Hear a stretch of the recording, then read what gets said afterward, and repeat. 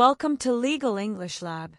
In today's episode, we listen to excerpts from the speech delivered by King Charles III from the throne in Ottawa on May 27, 2025, an excellent example of classic formal English in use. Let's get started. Honourable citizens, members of the House of Commons, it is with a deep sense of pride and pleasure that my wife and I join you here today as we witness Canadians coming together in a renewed sense of national pride, unity, and hope. That acknowledgement and recognition of shared history deepen their understanding and collectively, the reconciliation in both word and deed. This is my 20th visit to Canada, spread over the course of more than half a century, and my first as sovereign. As I've said before, every time I come to Canada, a little more of Canada seeps into my bloodstream, and from there straight to my heart.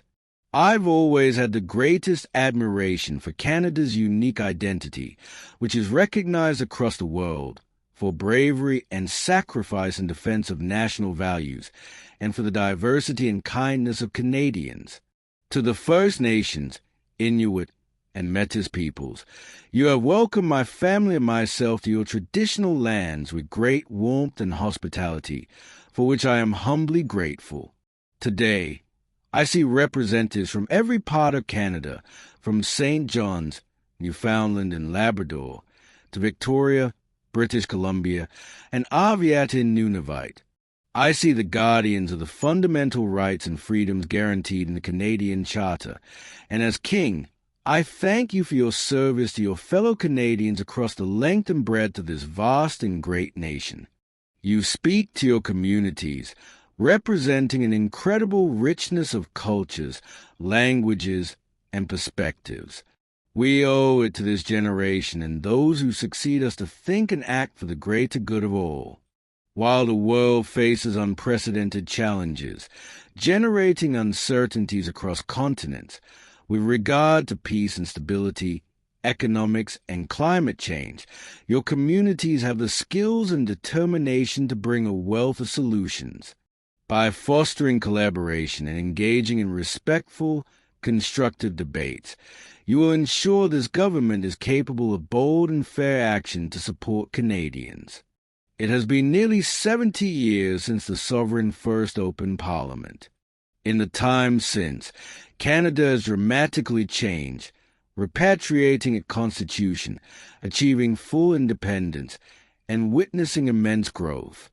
Canada has embraced its British, French, and Indigenous roots and become a bold, ambitious, innovative country that is bilingual, truly multicultural, and committed to reconciliation. You must be clear-eyed. The world is a more dangerous and uncertain place than at any point since the Second World War. Canada is facing challenges that are unprecedented in our lifetimes. Many Canadians are feeling anxious and worried about the drastically changing world around them. Fundamental change is always unsettling.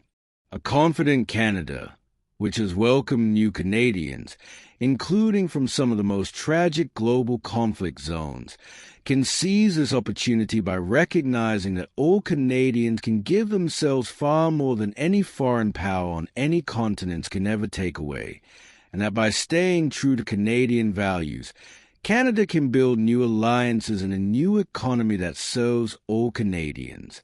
The Prime Minister and the President of the United States, for example, have begun defining a new economic and security relationship between Canada and the United States, rooted in mutual respect and founded on common interest to deliver transformational benefits for both sovereign nations. In parallel, the government is working to strengthen its relationships with reliable trading partners and allies around the world, recognizing that Canada has what the world needs and the values the world respects. Canada is ready to build a coalition of like-minded countries that share its values, that believe in international cooperation and the free and open exchange of goods, services, and ideas. In this new, fast, evolving world, Canada is ready to lead. This will be demonstrated in June, when Canada convenes the G7 summit. to build Canada strong. The government is working closely with provinces, territories, and Indigenous peoples to identify and catalyze projects of national significance, projects that will connect Canada, that will deepen Canada's ties with the world, and that will create high-paying jobs for generations. Given the pace of change and the scale of opportunities, speed is of the essence. Through the creation of a new major federal project office, the time needed to approve will be reduced from 5 years to 2, all while upholding Canada's world-leading environmental standards and its constitutional obligations to Indigenous peoples. The government will also strike cooperation agreements with every interested province and territory within 6 months to realize its goal of one project, one review. When Canadians come together, Canada builds things at last. To be truly strong, Canada must be secure. To that end, the government will introduce legislation to enhance security of Canada's borders. Law enforcement and intelligence agencies will have new tools to stop the flow of fentanyl and its precursors. The Canada Border Services Agency will be given new powers to examine goods destined for export to prevent the transport of illegal and stolen products, including cars. The government will protect Canada's sovereignty by rebuilding, rearming, and reinvesting in the Canadian Armed Forces. It will boost by expansion of the Canadian defense industry by taking part in the Rearm Europe plan, and will thus contribute alongside European partners to transatlantic security. And it will invest to strengthen and boost Canada's presence in the North, because this region, which is an integral part of the Canadian nation, is now facing new threats. The government will bring a renewed focus on car theft and home invasions by toughening the criminal code to make bail harder to get for repeat offenders charged with committing these crimes, along with human trafficking and drug smuggling. During this time of great change, Canadians are uniting behind what makes Canada unique. The French language and the Quebec culture are at the heart of the Canadian identity. They define the country that all Canadians and myself hold so dear. Canada is a country that respects and celebrates its official languages and Indigenous languages. The government is resolute in its determination to protect those institutions that highlight and promote that identity around the world, such as CBC Radio Canada. To protect those that give us access to fresh, healthy, and quality food, agricultural producers, and to protect supply management. Nature is core to Canada's identity. In 2022, Canada convened COP15 in Montreal, which concluded with 196 countries striking a historic agreement to protect 30% of their lands and 30% of waters by 2030.